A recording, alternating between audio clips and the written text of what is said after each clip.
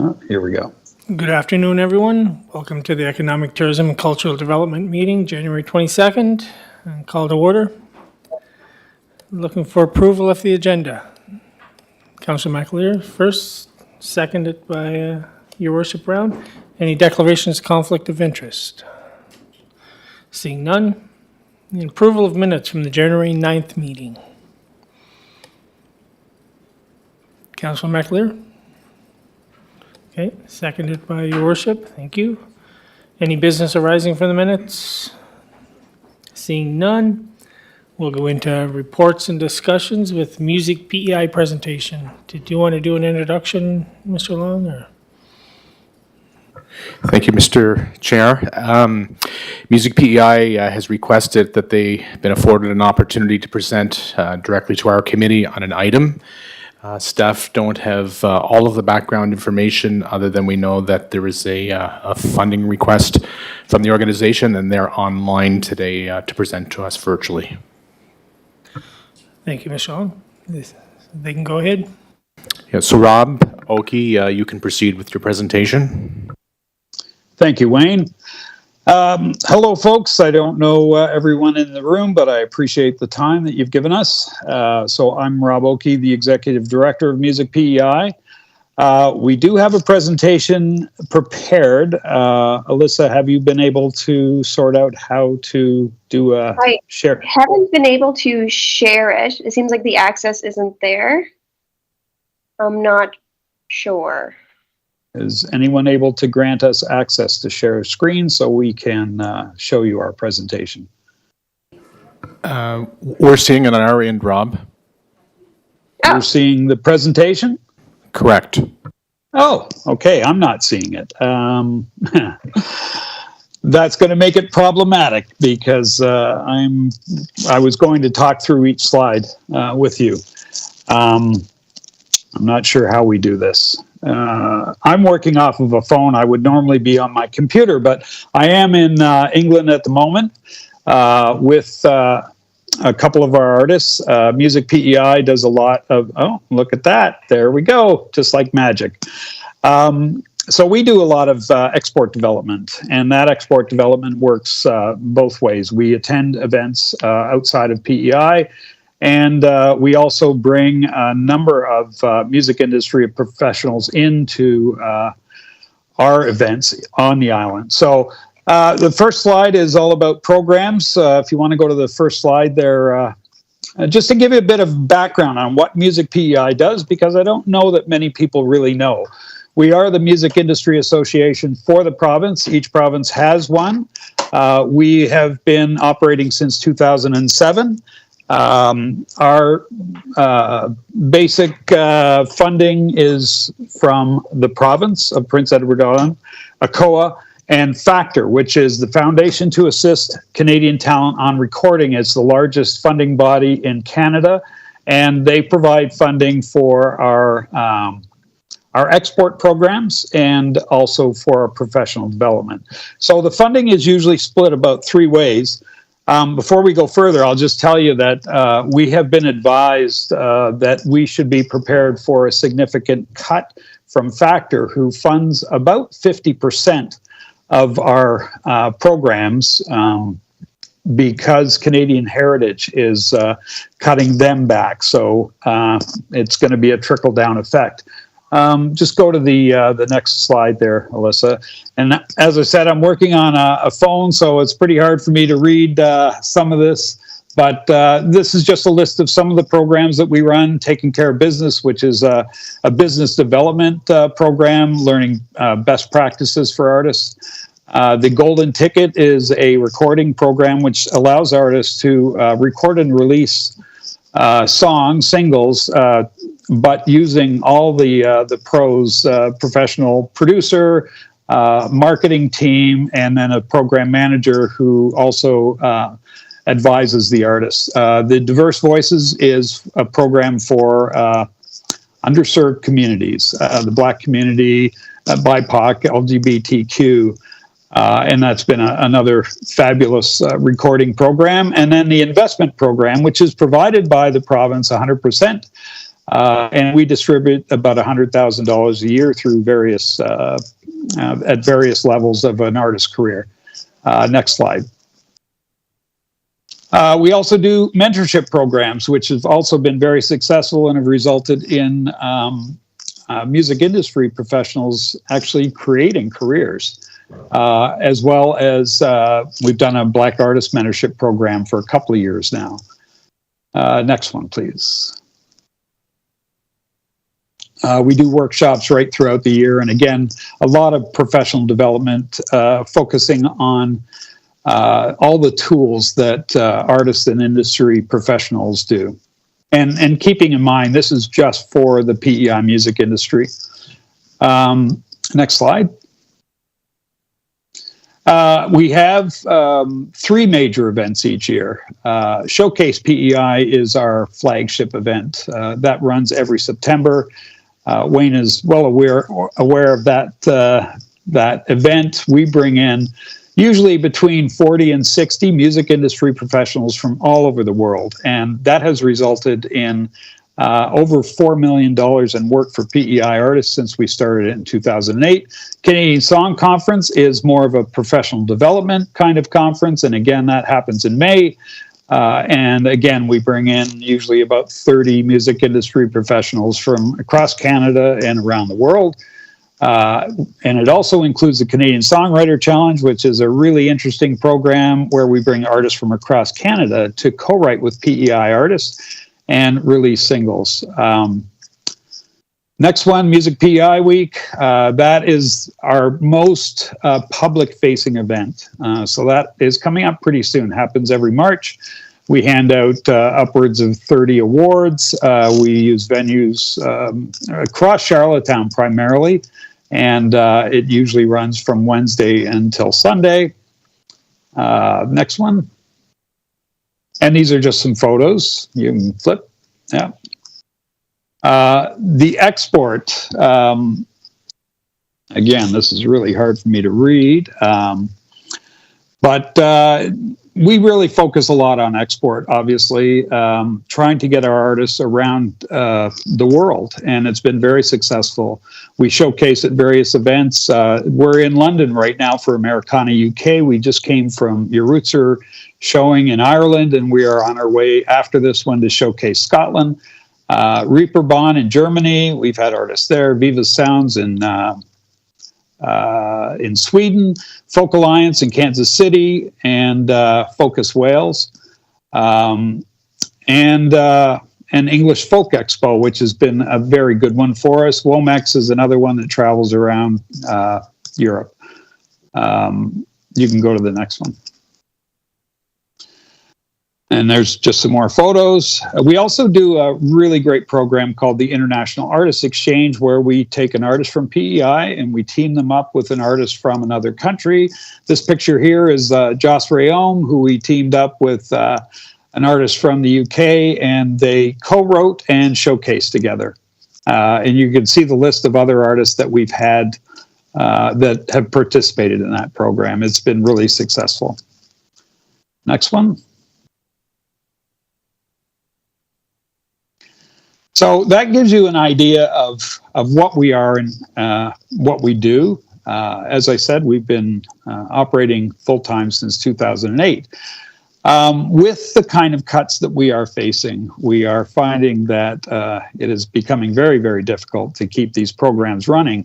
What happens is we get funding to operate a project, and we do get an admin fee, which is only 10%.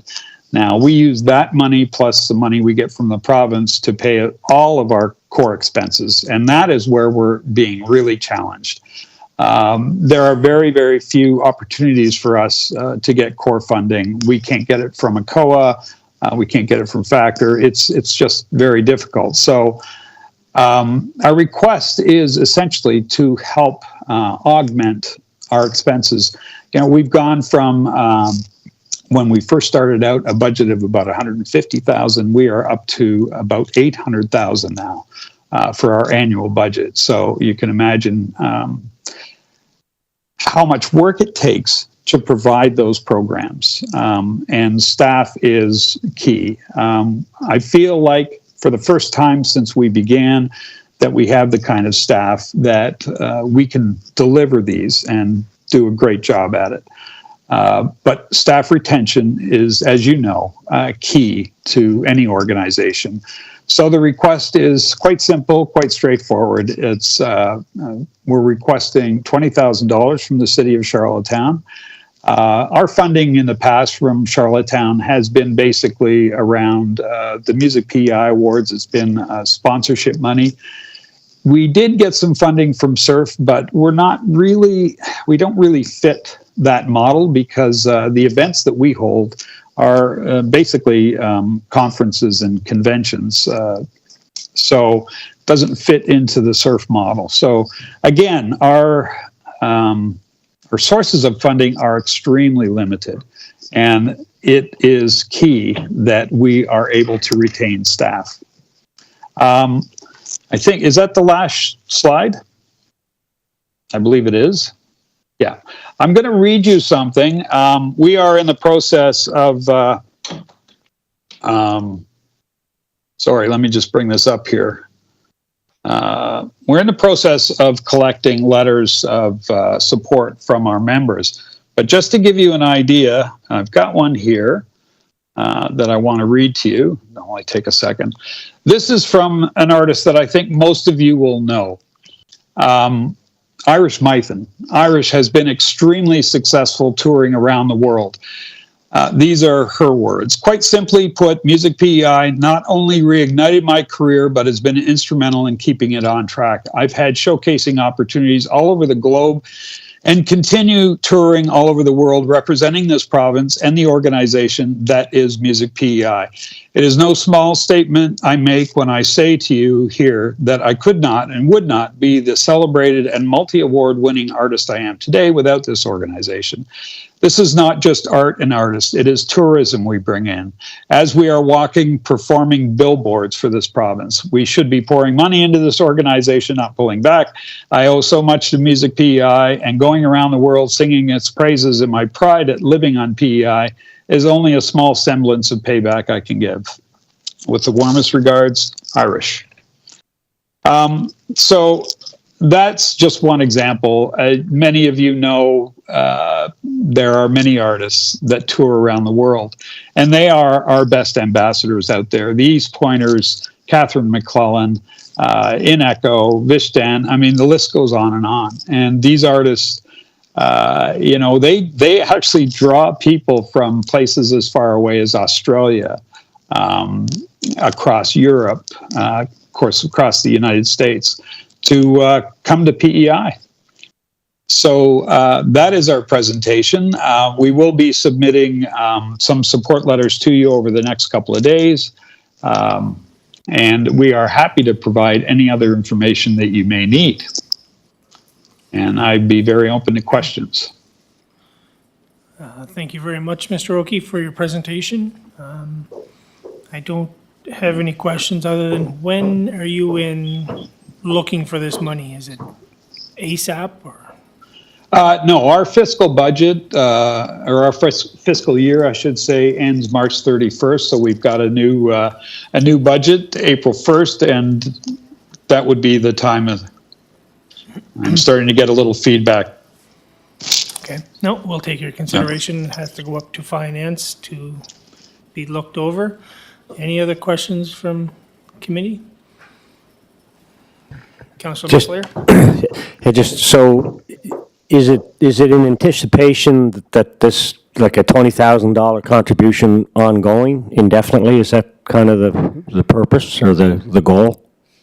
In a perfect world, sir, yes. Your worship? Yep. Rob? Yes. It's Philip Brown. Rob, so we provide $5,000 in funding for the Music PEI Awards. Awards. I think it was, it's held throughout Charlottetown. And your budget is about 800,000, did you say? Correct. So the supermajority would be provincial revenue going to your organization, correct? As I said, it's split about 3 ways between ACOA, the Yeah. province, and Factor. And who? Factor? Okay. Factor is yeah. So does the province or ACOA, do they look at, do you have any reserve funding in place? Do you have anything that is set aside for future unknowns, unpredictables? That's never been anything that we've been able to get, Mayor Brown. ACOA doesn't generally have, we never are advised that they have excess revenue at the end of the year. Occasionally, and it's been very occasional, that the province has come to us and said, okay, we've got a little bit of extra money we can give you at the end of the year. But I can't remember the last time that happened. It's got to be 8 years ago. Okay. So does Music PEI, do they carry any reserves? We do. I think currently we have about 150,000. Okay. I'd have to double check. And of course, we got our year end coming up, and it's again going to be a very tight year. Last year was a very rough year for us. This year, we're hoping. Our goal is to at least have a surplus of 10 to 15,000 each year. And then that surplus goes into the reserve, correct? Exactly. Okay. Yeah. So, Rob, coincidentally, we're looking at revising, revamping our cultural policy for the city. And there was a survey, or there was some outreach that was conducted by the Department of Environment, Tourism, or was it just cultural policy officer, Doug Dumais. And then they also had surveys that were completed. And the top five keywords that respondents believe should be reflected in an updated cultural policy, which includes music, diversity, 11 times. So, as you know, our city, province is more diversified than when you and I were growing up here in Charlottetown or on Prince Edward Island. And when I look at diversity, I look at those pillars of community of interest: place of gathering, place of celebration, place of worship, place of education, place of recreation. So it's the place of gathering and celebration.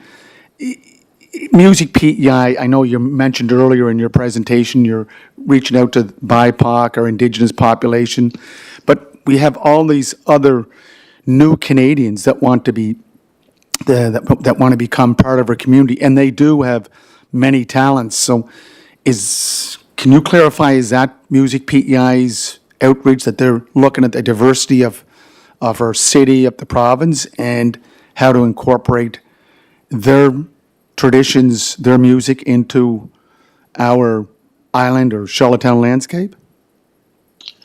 Well, we over the last few years, we have really tried to adopt a diverse policy. And we have now dedicated seats on our board. We have one for the Black community, one for the LGBTQ plus community, one for the Francophone, and one for Indigenous.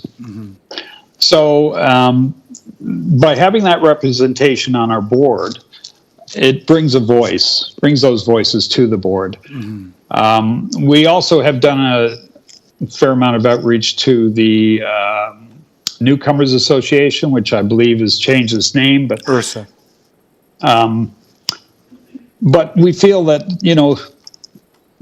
those seats that we have will represent a broad part of the community.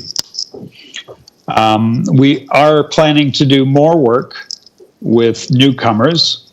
I'm not sure how that's going to look yet, but our community is becoming more diverse all the time, and we recognize that. Yeah, I always look at the example at the University of Prince Edward Island.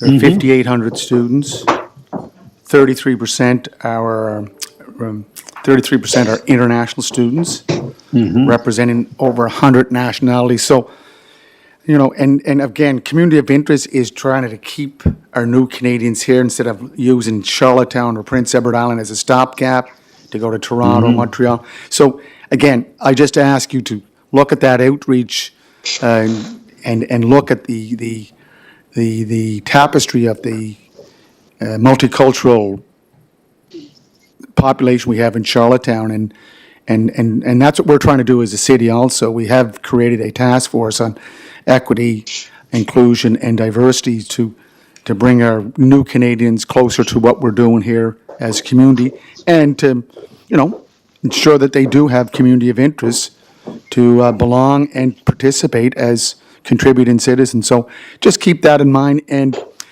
very happy that we're hosting the ECMA this coming year, 2024. So that's something that we've been involved since I was on council way back 2000. So it's all great music and a great promotion for the city and the island.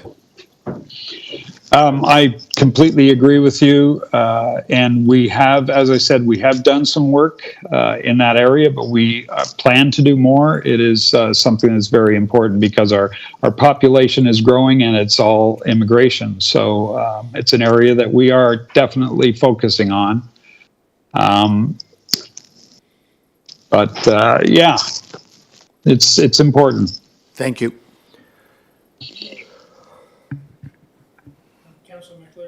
Just if you could step back again, you mentioned the factoring piece. I just wondered if you could clarify that for me further. I think you referenced they represented maybe about 50% of your funding. I'm just not clear on who they are and how they kind of fit in your dynamic.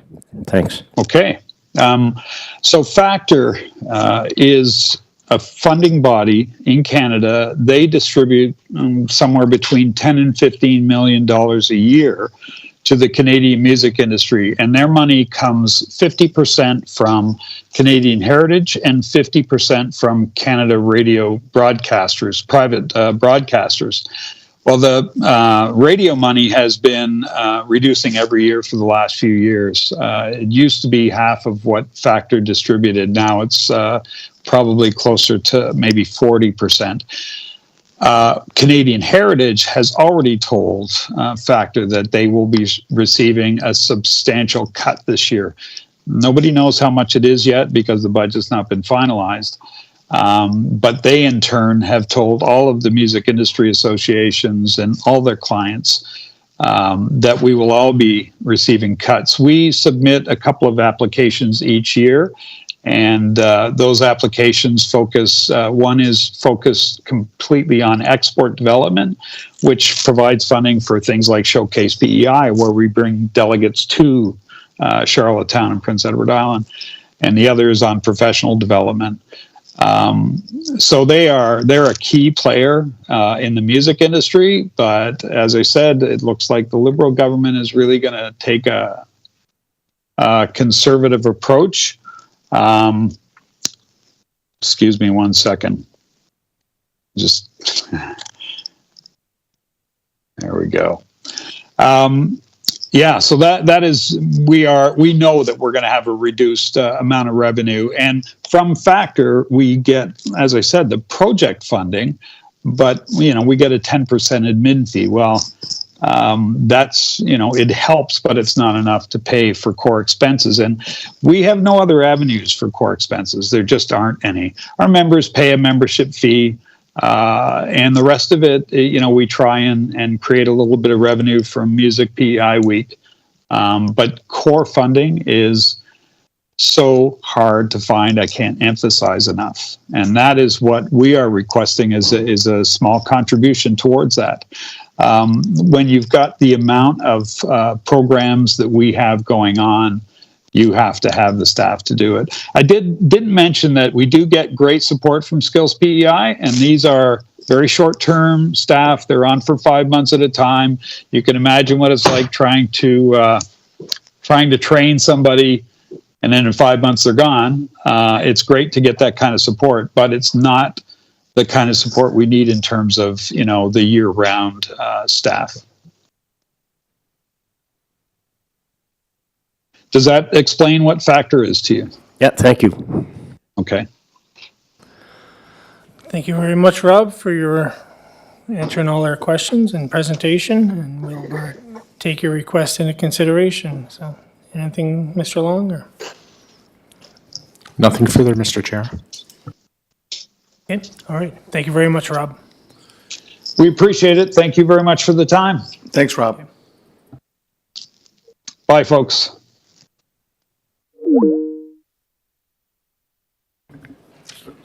So, Mr. Chair, so could I just, so then if this group kind of continued with this, say, request, I guess it'd be safe to assume it would fall in the 24 probably request file, correct? Maybe? Is that? Yeah.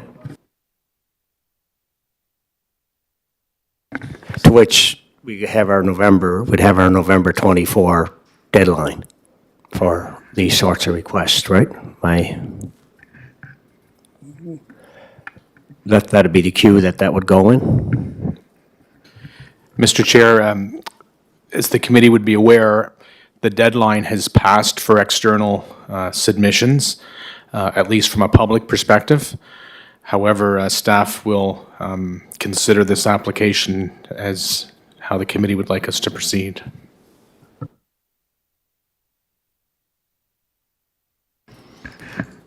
So is this something that's possible then for the April 1st, for their fiscal to flip over on April 1st? Or? Well, we're currently in the 24-25 fiscal budget discussions. All I'm saying is the public call for submissions to the budget process has completed, so staff are certainly willing to review this application if it's the wish of the committee. Do we need to vote on that? Yeah, I think that just clarify what I'm going to say, Wayne, we're dealing with the 23-24 budget, so 24-25 budget, if your department sees that, look, this is an area that we want to contribute to, is it 20,000, is it 10,000? That's a decision you have to make. That'll come forward in a request from the department. So I think that's outside of the external request. So this request is for the 24-25 fiscal period. The city's public call for submissions to the budget process has closed on November the 30th of 2023. So it's not to say that we can't consider this and evaluate it appropriately, but we would look for the committee's direction on this particular item.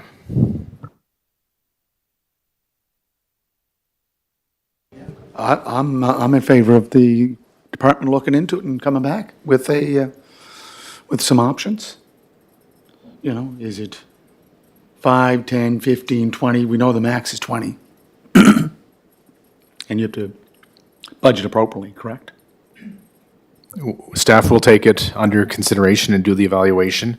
We just wanted clarity because there are a number of other requests that have come after the budget process and deadlines has passed. So I'm not suggesting in any way that we don't evaluate this. We just want the committee to be on side, and staff will come back with a recommendation as part of the budget process. And then I would also add, as the committee is aware, our budget has already been presented to the standing committee and is now moving to finance. So we would have to make an amendment to that submission. Yeah.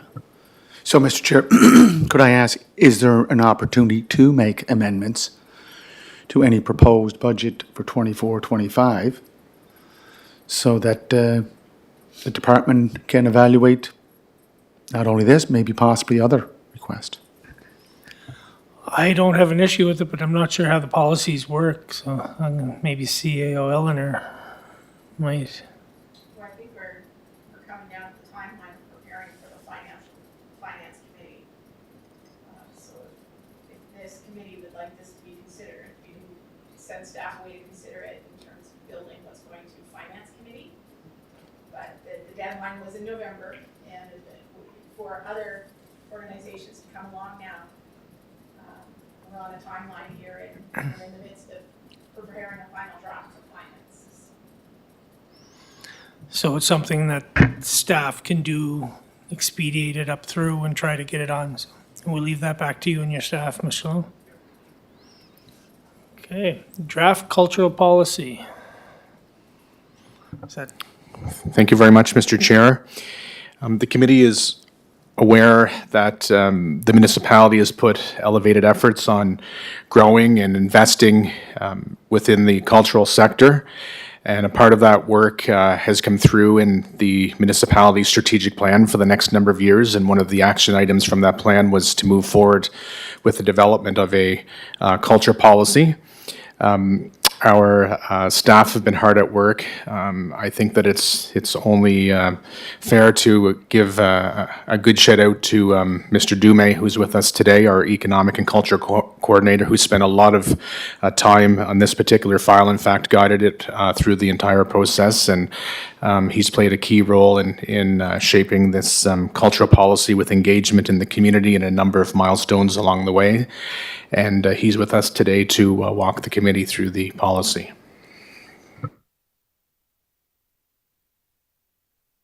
Mr. Dumais? It's all yours. Thanks, Mr. Chair. So today I'm just going to provide some background on the draft cultural policy that is in your package today. And the request to this committee is to recommend that council repeal the existing cultural policy from 2006 and replace it with the draft, which is attached. So as Wayne mentioned, this policy was developed in-house, and it was part of the action plan for the city's strategic plan. So in terms of what the cultural policy is, ultimately it's a roadmap and a strategy for us to be able to make informed decisions about the arts, and that implies service delivery, how we support community objectives and our own objectives as a municipality, and can help determine future funding criteria for grant programs, etc. So the ultimate objective, in line with our strategic plan and the actions, commitments, pillars of that document, is to foster inclusive growth within the sector. So it's mentioned in the report, but the goal of this cultural policy is to fan the flames of the spark that makes Charlottetown distinct, diverse, and dynamic by bolstering the sector with increased, but more specifically strategic investment in arts and culture. So as Wayne mentioned, there was significant community engagement on this process. So how we got here was a long process that started in April 2023, and the committees had an opportunity to be updated on this, I believe, back in June at the committee. So the several stages include an arts advisory board visioning session, extensive research, and a jurisdictional scan, which was presented to the committee. 3 surveys, one to stakeholders, one to staff, and one to the public. An in-person open house with over 50 attendees, which some members of council were in attendance as well. Feedback on, there was also a survey that was provided for members of the community and stakeholders to provide feedback on the draft of the policy, a first draft that was circulated after the open house in November. So all this feedback, all these stages went into the current draft, which is before the committee today. A full breakdown of those survey results and the open house feedback is available in the backgrounder and what we heard report, which is enclosed in your package. And on January 11, the Arts Advisory Board met and approved the policy. So I wanted to just give a brief overview of the document in its current format, and it's broken down into several sections that follow the kind of standard policy format for cultural documents. So this includes sort of an introduction that sets the context, a purpose, a scope which describes the context from which the policy emerges from and refers to the other documents that internally that inform, and plans and policies that inform the document. There's a section with definitions, which includes a local and inclusive definition of culture for Charlottetown, an our vision for arts and culture, which is grounded in the social and economic aspirations of the community, a our values section, which is kind of grows out of the commitments of the strategic plan, which outlines the kind of beliefs that inform the way that the policy will be carried out. And section 7 and 8 are our challenges and strengths. And finally, section 9, which outlines strategies and actions that will help decision makers at the municipality advance towards realizing the vision outlined in the document. So it seeks to, these actions and strategies seek to address our challenges while also promoting our strengths. So as you'll see, there's 5 strategic priorities in the document, each with their own kind of intended outcome, the challenge that they're seeking to partly address, and the strategies and actions to achieve them. So these include creativity on every corner, champion the arts, further reconciliation, embrace diversity, and enhance accessibility, the city as a cultural connector, and retain and sustain. So there's a few highlights and strategies and actions which I wanted to bring up just because they were specific actions that were highlighted by members of this committee.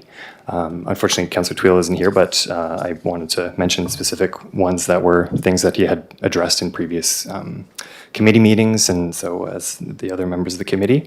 So there's 9.1.1, which is utilizing infrastructure as opportunities to showcase and create paid opportunities for local artists. So this includes, but is not limited to, adding art to utility boxes, bus shelters, streetlights, which would be in line with our current call for adding a light box exhibit to street lamps. 9.1.5, which is maximizing the use of parks, green spaces, and spaces such as the cultural pavilion and event grounds to make more spaces available for music, pop-up exhibitions, and other cultural activities and initiatives. There is 9.1.8, which is exploring opportunities for a City of Charlottetown art collection or rental program that showcases Charlottetown visual artists in municipal facilities. 9.1.9, which is taking an all of Charlottetown approach to investment in public art, placemaking, and cultural initiatives. 9.2.5, which is collaborating to explore ways that the arts can serve the city's sustainability, environmental, climate adaptation, and climate action goals. 9.3.2, which is act on the Truth and Reconciliation Commission of Canada calls to action relevant to the municipality and the arts. 9.5.3, developing clear and transparent funding guidelines and processes for arts and culture grants with multiple streams and intake periods throughout the year. So to conclude, I'm very excited about this plan and hope that the committee agrees that it's an exciting and inclusive path forward for arts and culture in our city. I want to definitely thank the Arts Advisory Board, all the stakeholders who participated, staff who participated in the survey and who had the eyes on the document and supported it, and the community members who contributed as well. So I hope you will consider advancing this for Council's consideration and bringing us one step closer to our vision of being and continuing to be a distinct, diverse, and dynamic community. So I look forward to answering any questions you might have. Thank you. Thank you, Mr. Dumas. No, that's great. I think it's definitely time. It's a 2006 policy, and obviously you've done a lot of work on this when I was reading it over. So any questions from committee? No, again, Doug, thanks. Seems to be a lot of work's gone into it. Very comprehensive.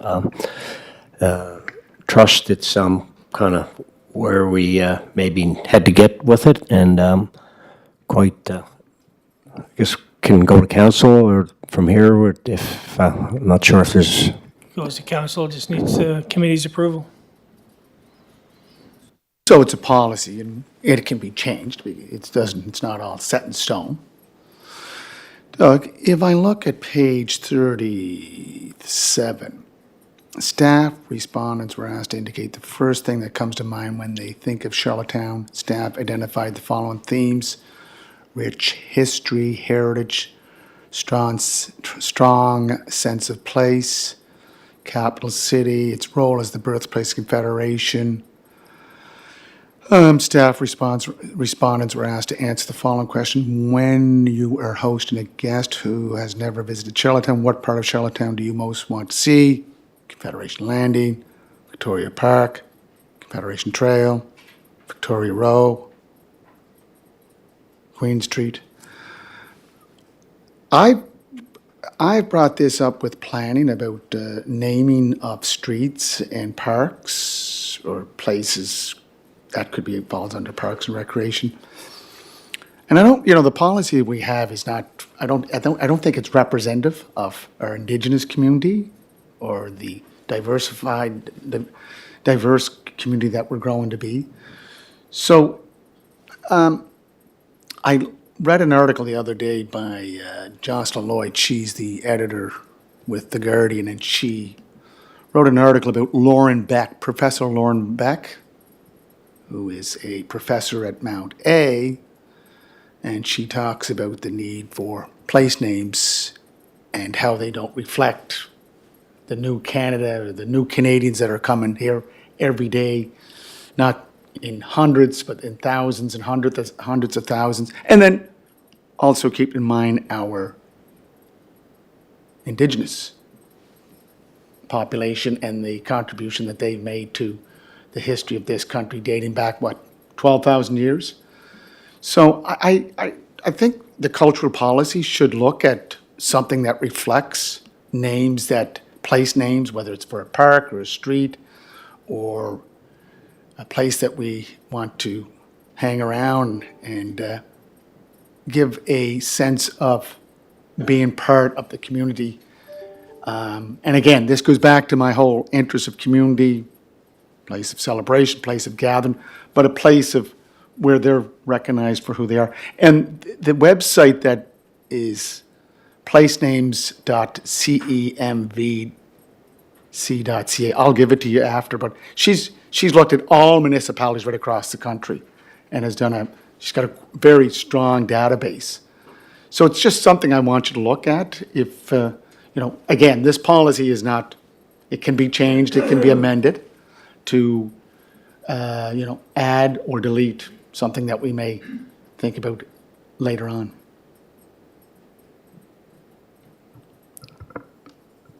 Yes, so to the chair through the mayor, thanks for your comments. I would say I totally appreciate that, and I wanted to make sure that that was reflected in the policy. So I would refer you to strategies and actions 9.3.3 and 9.3.4. I have a different pages. I'm not looking at the package. I'm just looking at the policy itself, but it would be the policy page number 7.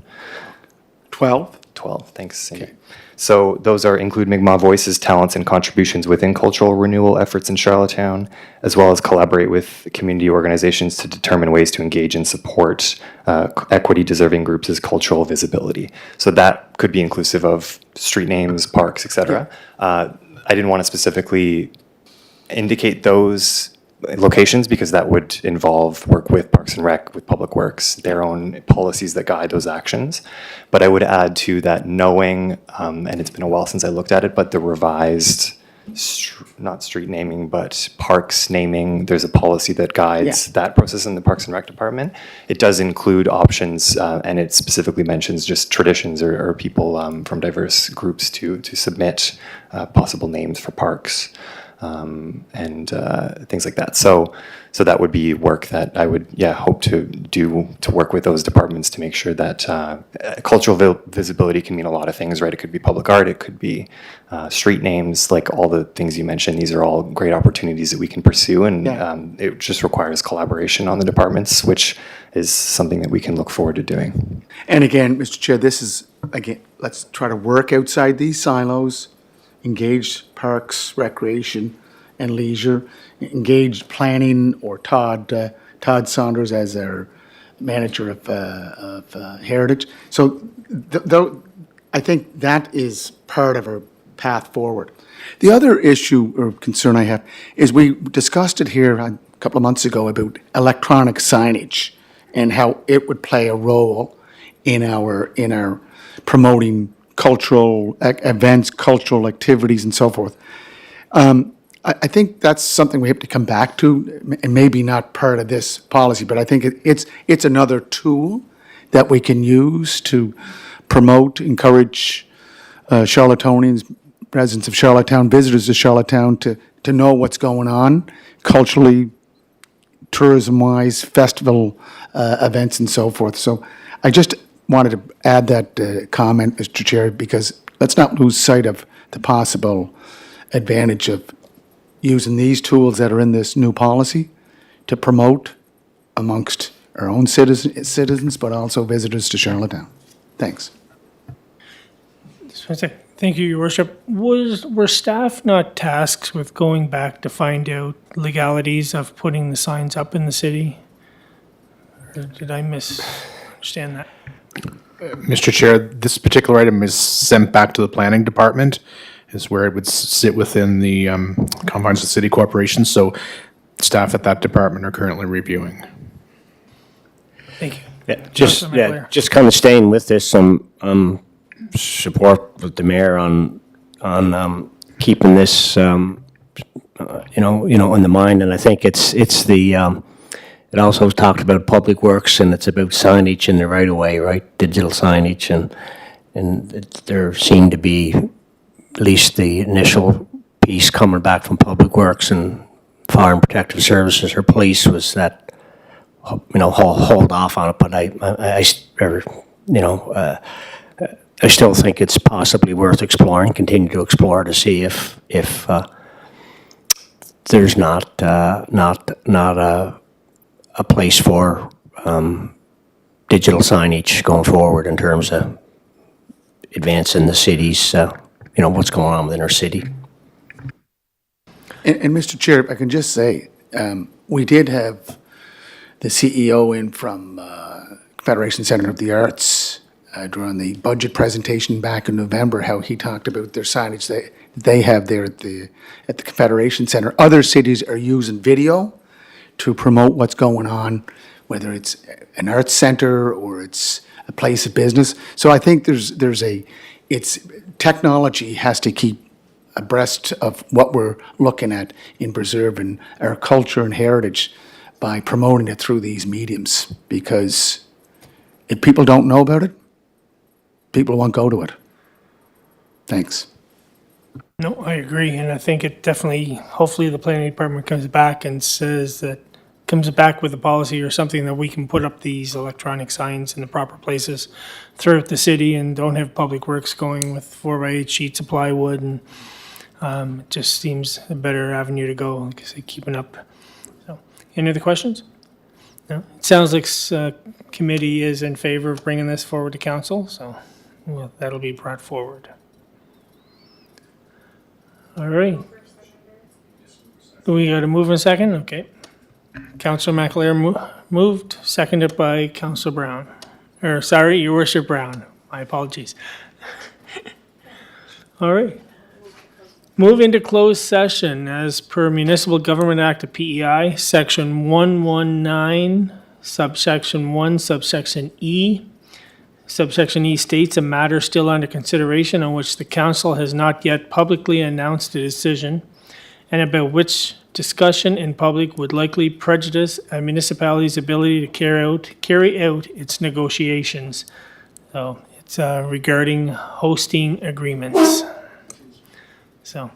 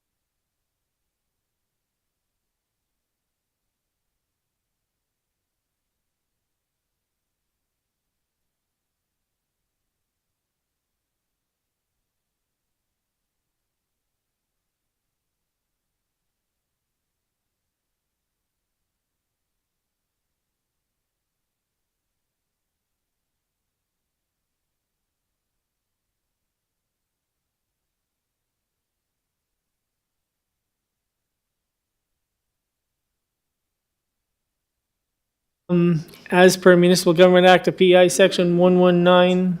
Wait for Cindy to catch up. We're back to the normal meeting now. We are now. We're open. All right. So we're opening the meeting to the public. Any business arising from the closed session? Seeing none. Any new business? Seeing none, motion to adjourn. Worship Brown, seconded by Councilor Mac.